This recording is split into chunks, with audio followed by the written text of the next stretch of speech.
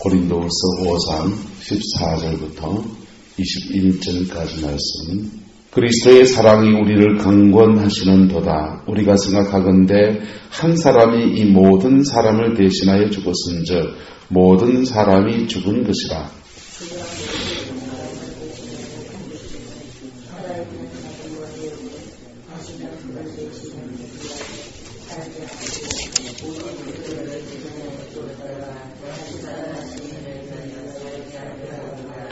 그러므로 우리가 이제부터는 어떤 사람도 육신을 따라 알지 아니하노라. 비록 우리가 그리스도도 육신을 따라 알았으나 이제부터는 그같이 알지 아니하노라.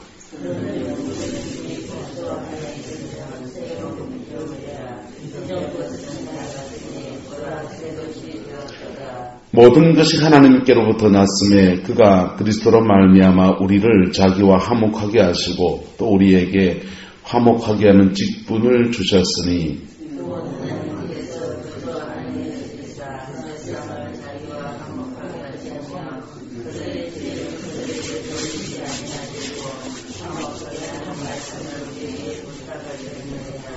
그러므로 우리가 그리스도를 대신하여 사신이 되어 하나님이 우리를 통하여 너희를 권면하신 것 같이 그리스도를 대신하여 간청하노니 너희는 하나님과 화목하라.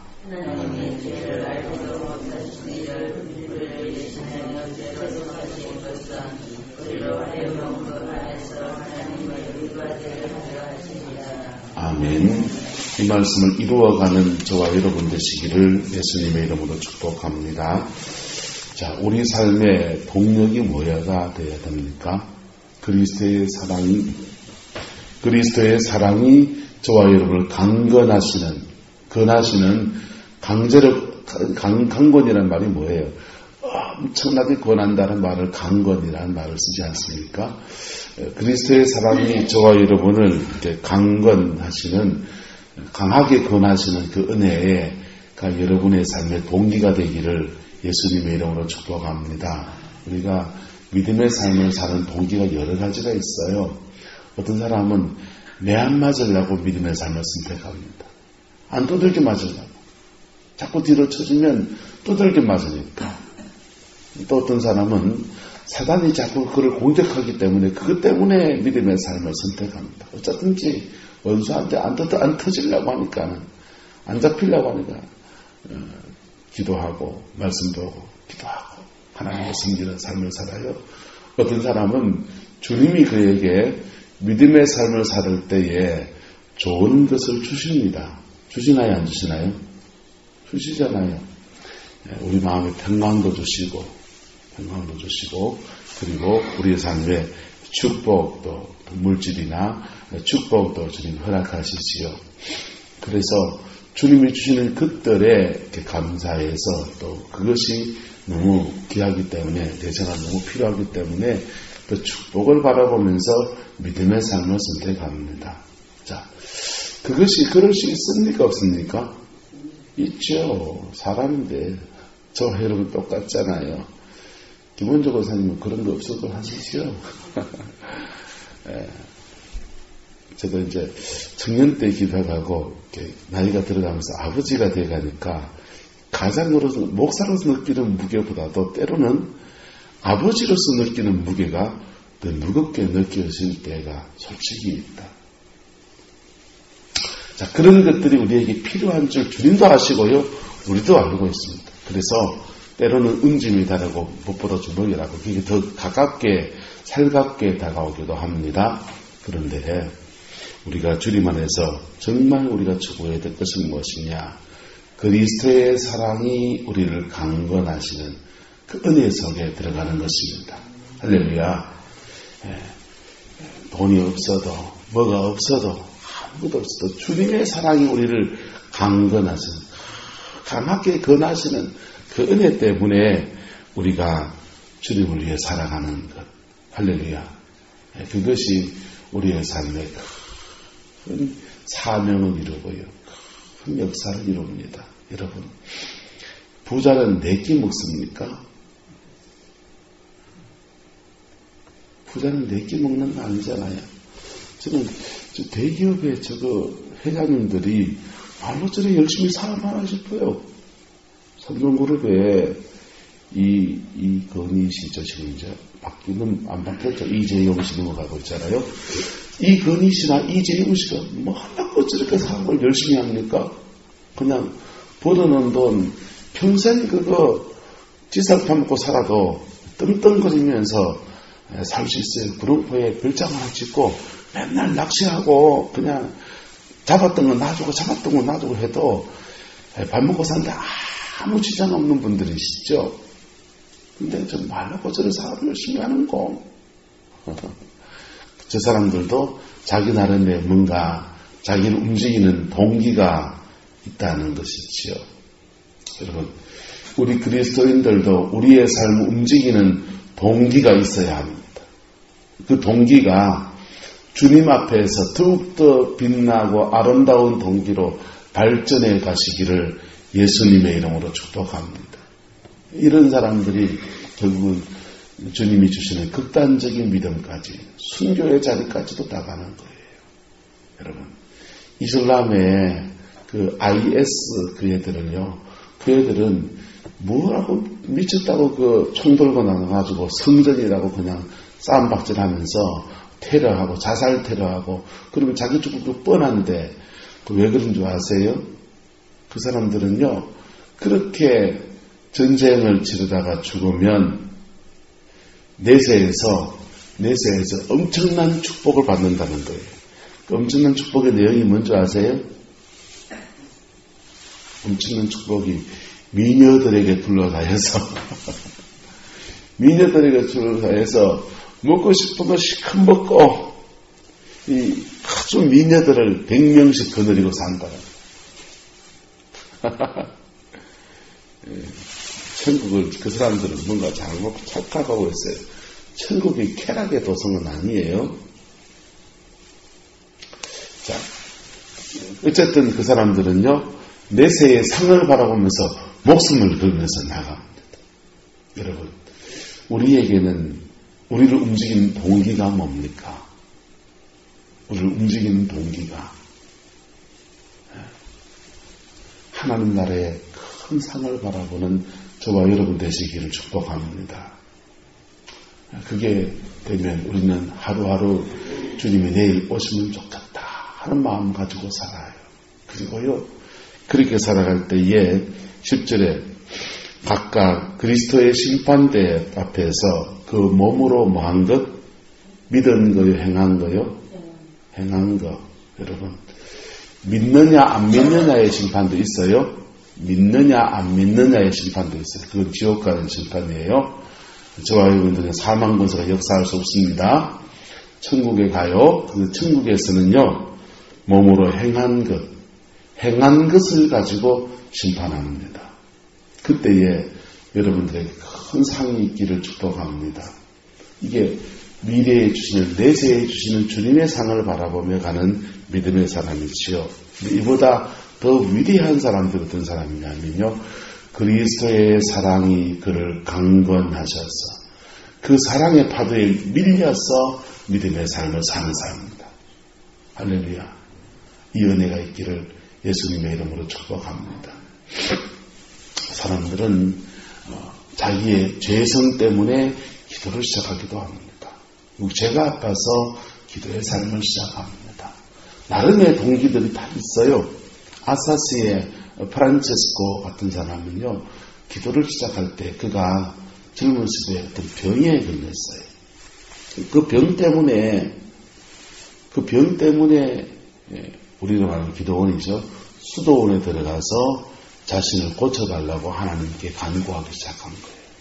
요즘처럼 의학이 발달한 때가 아니니까 무슨 병인지도 모르고 뭔지도 모르고 하여튼 그 병 가운데서 하나님한테 고쳐달라고 몸부림을 친 겁니다. 그리고는요, 주님의 은혜가 임해서 정말 병이 나았어요. 병이 낫고 난 뒤에 주님께 뭐라도 해야 되겠는 거예요. 난 주님을 위해서 뭘 할까? 주님은 내 병을 고쳐주시고 자기 안에 병만 날 뿐 아니라, 여러분, 좋은 카센터에 가면, 카센터 하면 안 되겠군요. 여러분 차를 안 보니까. 자, 어디 가면 뭘 하면 좋을까? 자, 병원에 간다고 합시다. 종합병원에 갑니다. 종합병원에 가서 이빨이 아파서 병원에 갔어요. 아야 하면서 치과에 갔습니다. 그러면 치과만 치료하겠죠. 근데 종합병원에 갔어요. 종합병원에 갔더니 귀가 좀 멍멍해서 갔습니다. 갔더니 귀를 조사해보자는 겁니다. 그랬더니 귀를 조사하다가 보니까 이 뇌가 압력을 받고 있고 뇌가 압력을 받고 있어서 안 되겠다. CT를 찍어야 됩니다. 그래서 병원에서 다시 CT를 찍자는 CT를 찍었습니다. CT를 찍었더니 뇌에 종양이 있어요. 찍다가 보니까 여기 폐에는 뭐 빵꾸가 하나 나 있다는 거예요. 아니 그래서 이 귀를 치료하러 갔다가 치료가 어떻게 됩니까? 번져가지고 뇌에 있는 암도 치료하고 이 위에 있는 종양도 빵꾸 난 것도 치료하고 뭐 다른 데도 치료하고 한꺼번에 그냥 여러 개를 동시에 치료하게 되는 일들이 일어날 수 있습니까? 없습니까? 있지요. 여러분 우리가 주님께 갈 때도 마찬가지예요. 주님 나는 지금 돈이 필요해요 해서 돈 때문에 주님께 나갔는데 주님은 야 돈도 지금 문제지만 네 지금 여기가 지금 문제다 라고 하실 수 있고요. 근데 여기도 문제지만 야 이쪽도 문제다 야 그래서 여기저기를 다 봐주신단 말이에요.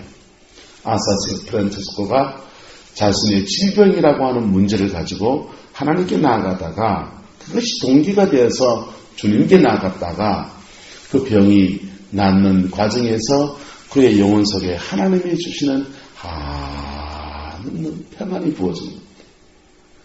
그 병 나은 것을 고치려고 나갔다가 그걸 고침받고 들어가다가 믿음 안에 쭉 들어가 보니까 예수님의 십자가의 그 은총과 사랑을 경험하게 되었습니다. 그때부터는요, 프란체스코가 자기 안에 있는 그 평안, 주님이 주는 그 평안이 너무 감사한 거예요. 내가 기쁠 때나 슬플 때나 아플 때나 힘들 때나 언제나 함께 하시는 그 사랑이 너무 고마운 것이죠. 그래서 프란체스코가 그때부터 자기 삶을 새롭게 결단합니다. 새롭게 결단하고 나는 주님을 위해서 뭘 할까 하면서 강가에 나가서 늘 기도 생활을 합니다.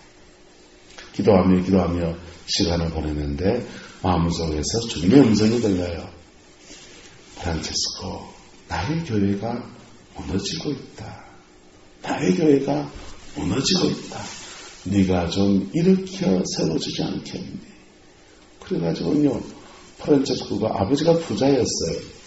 그래서 아버지한테 얘기하고서는 아버지 집에 있는 돈을 가지고서 자기 집 근처에 있는 교회, 성당이죠. 그 당시는 중세니까 그 성당이 폐락해 들어간 성당을 다 고친 거예요. 예배당을 다 고치고 주님 이제 이 일을 감당했습니다 하면서 또 강가에 나가서 기도를 하는데 또 그 음성이 들리는 거예요. 프란체스코, 나의 교회가 무너지고 있다. 나의 교회가 무너지고 있다. 네가 좀 고쳐주지 않겠니? 그 음성이 들립니다. 아니 고쳤는데요. 그거 말고 그 마음이 주님께서부터 자꾸 올라오는 거예요. 눈에 보이는 그 성전 말고 나의 교회가 무너지고 있다. 어느 교회를 말합니까?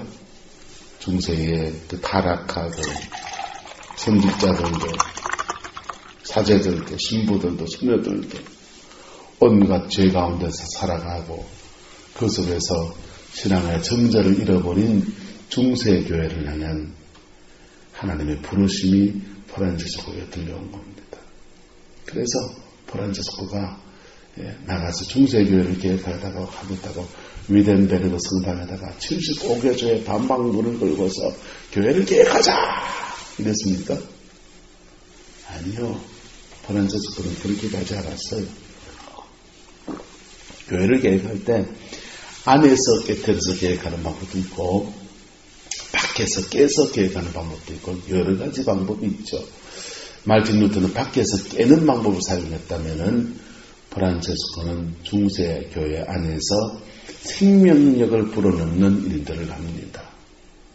그래서 기도하면서 탁발 수도원이라는 것을 수도회를 차려서 그를 따르는 사람들과 교회를 위해서 중보 기도하고서 막 자기의 삶을 거지처럼 살면서 평생 그렇게 믿음의 삶을 선택해요. 그의 평생에 그리스도의 사랑이 그를 강권하시는 놀라운 축복을 줍니다. 그가 남긴 위대한 시 한 소가 있습니다. 그 시가 바로 평화의 기도라는 시예요. 주여 나를 평화의 도구로 써주소서. 미움이 있는 곳에는 사랑을, 다툼이 있는 곳에는 평화를. 그 가사 중에서 제가 자주 인용하는 말, 우리는 주모로서 받고, 그 가사 안에, 그 식구 안에 그 영성의 깊은 내용들을 다 담아놨어요. 사명도 담아놨고, 영성도 담아놨고, 하나님께로부터 공급받는 은총이 무엇인지도 그게 다 담아놨어요.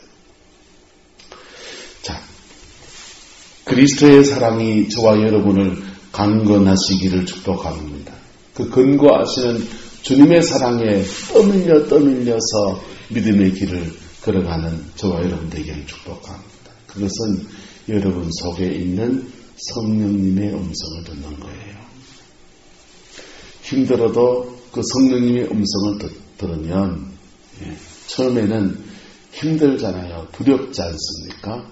눈에 보이지 않는 미지의 세계를 믿음의 발을 딛는데 다 두렵지요. 그런데요, 그게 한 번, 두 번 하다 보면은 그게 익숙해지기 시작해요.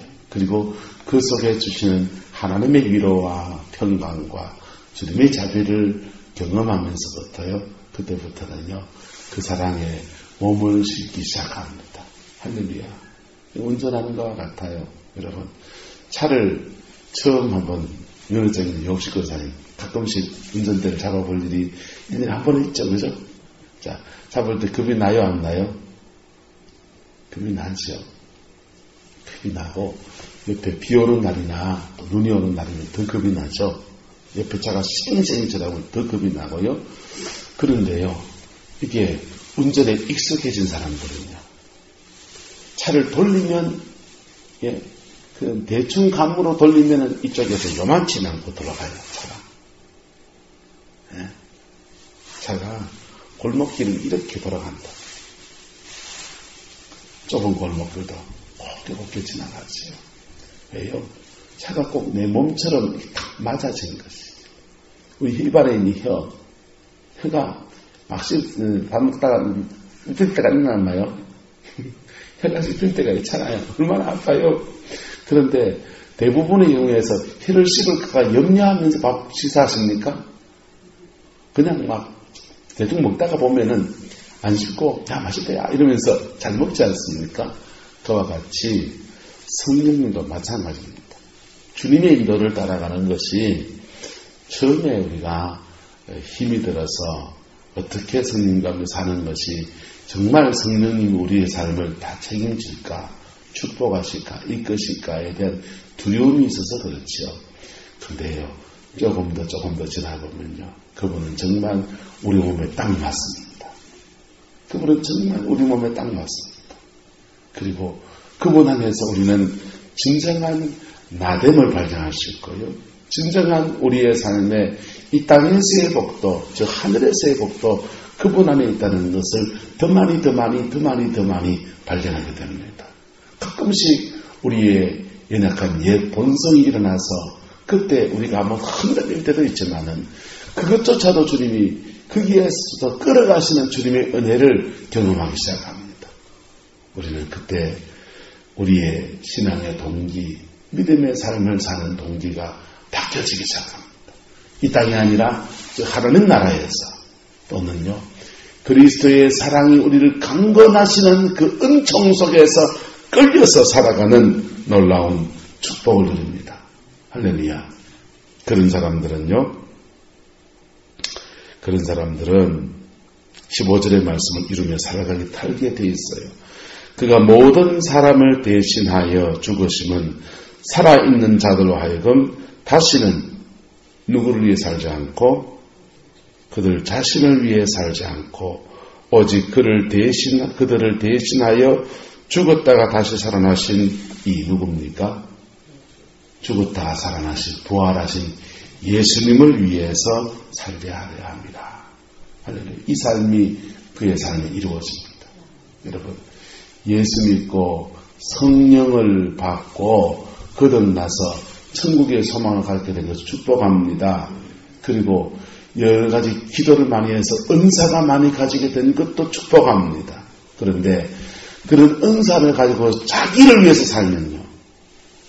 여러분, 오늘날의 교회의 문제가 뭡니까? 다들 자기를 위해서 살아요. 목사도 자기를 위해 살고, 성도님 한 분도 다 자기를 위해서 살아요. 주님을 위해서 사는 게 아니라 누구를 위해 살아요? 자기를 위해서 살아요. 자기를 위해서 살면 진짜 자기를 위해 살게 되는 걸까요? 우리는 줌으로서 뭐하고요? 받고, 하나님 나라의 원리는 줌으로서 받고, 세상의 원리는요, 열심히 해야 받지요. 하나님 나라의 원리는요, 줌으로서 받는 삶이에요. 그러니까 안 주니까 못 받지.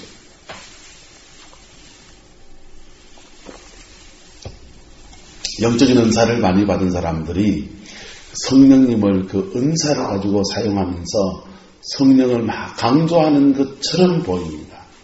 그런데요, 성령을 강조하는 게 아니에요. 그 성령님의 역사를 통해서 막 은사를 나타내고 역사를 막 이루는 것처럼 보이지만은 그걸 통해서 자기의 목적을 이루려고 한다. 우리는 누구를 위해서 살고요? 주를 위해서 살고. 여러분, 이게 선한 청지기의 삶입니다. 에덴 동산에서 아담과 하와는 선악과를 따먹는 죄를 지었어요. 여러분, 선악과는 두 가지 의미가 있습니다. 첫 번째는 문자 그대로 선악과예요. 선과 악을, 선한 것과 악한 것을 판단하는 지혜예요. 여러분, 선한 것과 악한 것이 보입니까? 안 보입니까? 우리 삶에서? 보이잖아요. 남의 게 잘 보입니까? 내 게 잘 보입니까? 남의 게 잘, 선악과입니다, 그게. 남의 게 잘 보이는 게 선악과예요. 목사께 잘 보입니까? 여러분께 잘 보입니까? 목사님께 잘 보이지요. 목사님, 우리는 그래 못 살아도 목사님은 그래 사셔야죠. 네. 똑같은 사람이에요. 자, 그래서 선악과는 자꾸 누구께 잘 보인다고요? 남에게 잘 보여요. 남에게 잘 보이고, 선악과를 가지고서 선악을 판단하는 사람들은 성령 안에서 선악을 분별하는 게 아니에요. 그건 죄송합니다. 사단의 눈이에요. 사단의 눈을 가지고 선악을 보는 사람들은 거기서 사랑을 이룰 수 없고 거기서 사람을 변화시킬 수가 없습니다. 판단과 정죄만 남발해요. 선악을 분별하는 게 필요합니까? 안 필요합니까? 왜요? 필요해요. 에덴 동산에서는 죄악이 없던 데니까 그 선악과가 필요 없는지 모르지만 우리는 우리의 삶을 살아가면 저놈이 나쁜 놈인지 착한 사람인지 우리가 알아야지 우리가 조심하고 우리를 지킬 수 있단 말이에요. 그래서 선악을 아는 것이 우리에게 필요합니다. 첫 번째, 우리를 지키기 위해서 필요하고, 나는 그 죄에 안 빠지려고 필요하고. 그런데요, 이렇게 순기능이 우리 안에 있어요. 그런데 옆길이 더 많아요. 성령님 안에서 이것이 분별이 되면요, 회개를 이루고요, 용서를 이루고요, 상대방이 잘못하는 것을 볼 때마다 내 눈에 있는 뭘 발견하고요? 들보를 발견하고. 예. 죄송합니다. 강만중 선생님을 그래서 강만중 선생님이 뭐 잘못하는 걸 보면서 내 눈에 있는 들보가 뭐 봅니까? 강지사님 이래라 가십니까? 우리 한참 멀었지요. 예. 성령님이 우리의 삶을 끌어가실 때는 선악을 분별하는 것이 상대방의 넘어짐이나 잘못하는 것을 보면서 우리 안에 자꾸 뭘 보게 하시고 들보를 보게 하셔서 내 눈에 들보를 빼내고 그리고 그 사람에 대해서는요 정죄가 아니라 긍휼과 사랑으로 나타나. 이런 선악과는 교묘하게 가장에서 한국교회에 수없이 많이 들어와 있습니다. 지금 전 세계적으로 동성애에 반대하는 목소리가 많죠. 동성애 잘못된 건 맞아요. 그런데 동성애를 반대하는 그 목소리에서 동성애자들에 대한 정죄가 많나요? 그들의 삶에 대한 민망함과 안타까움과 그 연약함을 어떻게 도와줘야 될까라고 하는 애끓는 사랑이 많은 건가요? 애끓는 사랑이 많으시죠? 우리는 여기 그룹부 사니까 동성애가 뭔지 별로 개념도 별로 없잖아요. 쉽게 말하면 유옥식 권사님 이제 아들이 하나 있으니까 며느리를 무슨 말을 들으신단 말이에요. 쉽게 말하면 무슨 마가 어느 날 갑자기 어떤 무슨 말을 데리고 오더니 우리 결혼하기로 했습니다. 와가지고 졸지에 무슨 마 며느리를 봐야 되는 그런 상황이 드는. 자, 우리는 그런 문제를 만날 때에 우리는 날카로운 정죄와 비판과 칼을 던지고 있으면서 그것이 옳은 것이라고 생각합니다. 한번 합시다. 옳은 게 뭐고 사랑이 옳지. 자, 그러니까 이 땅에서 옳다고 하는 것이 옳은 게 별로 보입니까? 안 보입니까? 죄송합니다. 이 땅에 옳다고 하는 것 다 대부분 99.99% 다 거짓말들, 사탄에게 속고 있는 것들입니다. 그리스도의 이름으로 외치고 데몬스트레이션 하는 것들조차도 사실은 사탄에게 속고 있는 거예요. 그 사람들은 죄지어서 넘어지고 나머지 사람들은 그걸 정죄하다가 넘어져요.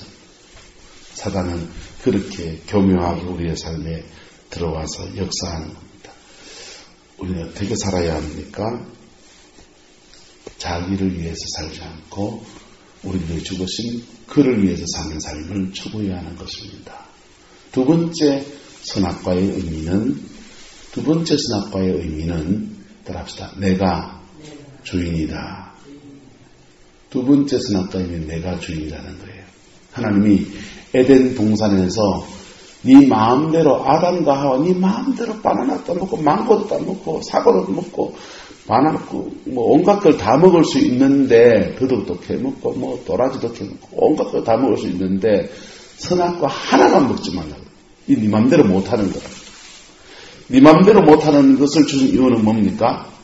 하나님이 다 허락하시는데 한계를 금하신 것은 이것은 에덴 동산의 주인이 네가 아니고 나다. 너는 뭐다? 청지기다. 이거 주는 심벌이라고요. 할렐루야. 우리의 삶에도 이런 심벌들이 있어요. 날 중에서는요.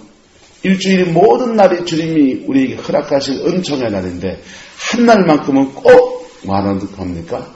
주일을 지키라 그러잖아요. 그것이 우리의 시간 속에서 그리스도의 주님 되심을 인정하는 삶이에요.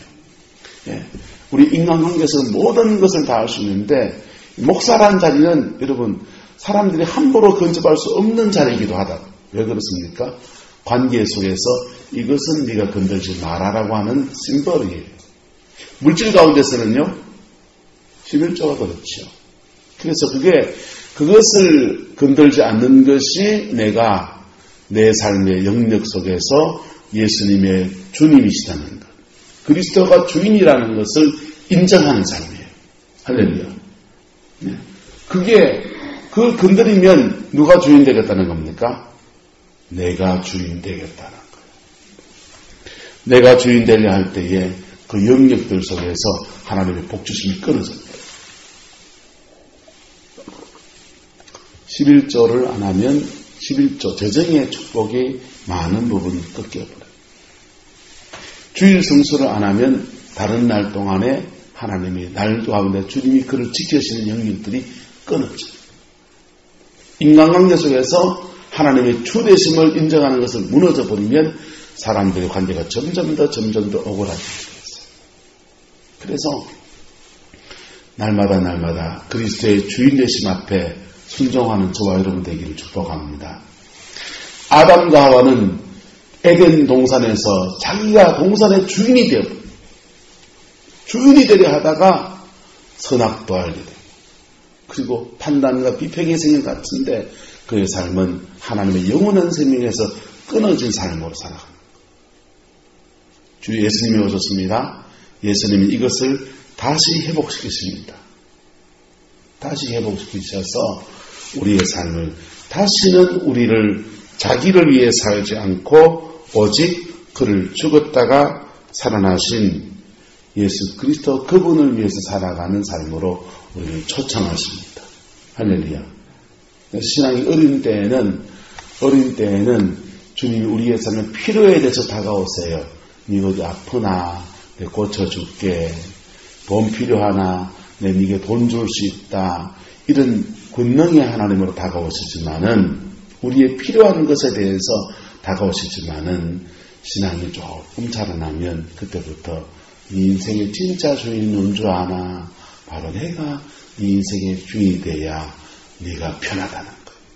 이 주인 바꾸게 하는 것을 주님이 강제로 이렇게 바꾸는 것이 아니라 그리스도의 사랑이 우리를 강권해서 그 사랑에 그냥 감격해서 밀려가다 보니까 그렇게 사라지는 거예요.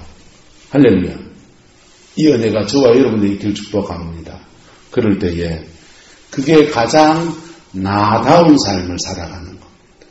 가장 나다운 삶을 살아가는 겁니다. 그게 가장 내게 축복이 되는 삶을 살아가는 것입니다. 할렐루야. 이게 꼭 목사가 되는 말은 아니에요. 이게 꼭 성직자가 되고 어떤 선교사가 되라는 말은 아니에요. 내게 주신 내 인생 안에서 내 인생의 주인을 주님께 올려드릴 때에 그분이 주시는 은총 속에 각자 삶의 분량에 맞는 하나님의 은혜가 우리에게 부어지는 것입니다. 그런 사람은요, 16절에 그러므로 우리가 이제부터는 어떤 사람도 무엇을 따라 알지 아니하노라? 육신을 따라 알지 아니하노라. 육신을 따라 한다는 말은 뭐예요? 그의 출신, 성분, 얼마나 배웠느냐, 못 배웠느냐, 돈을 많이 가졌느냐, 적게 가졌느냐, 몸매가 좋으냐, 내적 뚱뚱하냐, 이런 것을 가지고 판단하지 않는다는 겁니다. 이런 것을 가지고 판단하지 않는다. 머리 감는 사람은, 지나간 사람은 자꾸 몸만 보입니까? 머리만 보이죠. 신발 파는 사람은요, 발바닥만 보이고 슬리퍼 신고 있는데 여름 다 지나갔는데 신발 바꿔 신지. 사람들이요, 돈이 눈에 붙으면요, 돈 되는 사람과 돈 안 되는 사람만, 돈 되는 사람, 돈 안 되는 사람, 돈 안 되는 사람, 돈 안 되는 사람, 돈 안 되는 사람 다 제끼고 돈 되는 사람만 지 눈이 안경이에요. 그렇게 안 본다는 겁니다. 그렇게 안 보고 육체대로 판단하지 않고 어떻게 본다고요? 따라합시다. 내 모습 이대로 주 받아주소서. 주님이 내 모습 그대로 받아주셨으니까 나도 그 사람을 있는 모습 그대로 받아줍니다. 할렐루야. 육체대로 보지 않고, 그 사람을 육체대로 보지 않고, 그 연약함 가지고 보지 않고, 그의 문제를 가지고 보지 않고, 주님이 그에게 주시는 비전과 그 마음을 가지고서 바라본다는 겁니다. 인간관계가 넓어질까요? 안 넓어질까요? 넓어지죠. 사람을 보는 눈이 바뀌면 여러분 대인관계가 굉장히 넓어집니다. 여러분 대인관계가 넓어지면 누구한테 유익해요? 나에게 유익해요. 연세가 드실수록 자기하고 마음 같이 하는 사람들과 모임들이 많은 사람들이 행복하대요. 행복하대요. 자녀들이 다 출가하고 홀로 있는데 부부 둘이 사는데 노년의 삶이 기대가 되는 사람들도 행복하답니다. 지금 잘 살고 있는 것도 너무 축복이랍니다. 그런데 자기하고 뜻을 같이 하는 사람들이 여러 함께하고 있는 사람들이 노년의 삶의 질이 훨씬 더 좋대요. 그리고 오래 산대 더 오래. 여러분, 오래 사는 것도 중요하지만은 오래 살아도 건강하게 살아야 되고요. 오래 살아도 행복하게 살아야 되고요. 오래 살아도 영혼을 바라보는 삶으로 살아야 합니다. 할렐루야. 그 복이 있기를 축복합니다. 여러분, 사람들을요, 있는 모습 그대로 받아줄 수 있는 사람들은요, 그런 사람들은 그 사람 곁에 있으면 다 편해해요. 예? 다 편해해요. 어느 집사님 집에 가면 너무 편해. 저 사람 옆에 있으면 무슨 말을 다 해도 될 것 같아. 그런 사람 주변에 자꾸 사람이 모이는 거예요. 예? 한번 합시다. 신통하면 인통하고, 인통하면 물통하고, 물통하면 사통하고. 할렐루야. 여러분, 사람이 하나님과 교통하게 될 때 내 마음속에 장벽이 팍 깨어지면서 나라고 하는 장벽이 팍 깨어지고 나면 그때부터는요, 주님이 내 안에 들어와서 주님의 눈과 주님의 마음을 가지고 살아갈 수 있지요. 가끔씩 옛사람이 일어나요? 안 일어나요? 일어나요. 가끔씩 옛사람이 일어나서 저 사람 가로밖에 찍히고 싶은 마음이 있다가요. 그런데 그리스도의 사랑이 또 강건하시니까 또 한 발 내밀고 또 한 발 내밀고 그럴 때 우리의 삶은 주님이 주는 풍성한 삶으로 나가게 되는 것입니다. 할렐루야. 이런 은혜가 저와 여러분 남은 생에 풀어지게 되기를 예수님의 이름으로 축복합니다. 이런 사람들은요, 후손이 잘 될 수밖에 없어요. 복을 받을 수밖에 없어요. 왜요? 하나님이 그에게 준 그 은혜가 다 어디로 흘러가요? 다 흘러가겠다는 말이에요. 기도합니다. 고마우신 아버지 하나님, 오늘도 주님의 말씀 앞에 씁니다. 우리가 너무나 부족하고 너무나 연약하지만 주님 우리에게 축복하시고 주님 우리의 삶을 끌어가시는 그 은혜가 너무 큰 것을 고백합니다. 성령님 우리 도와주시고 인도하여 주로 이끌어 주셔서 예수께서 꼭 승리하는 저희들에게 축복하여 주시옵소서. 주께서 함께해 주시기를 원합니다. 예수님의 이름으로 축복하며 기도드리옵나이다. 아멘.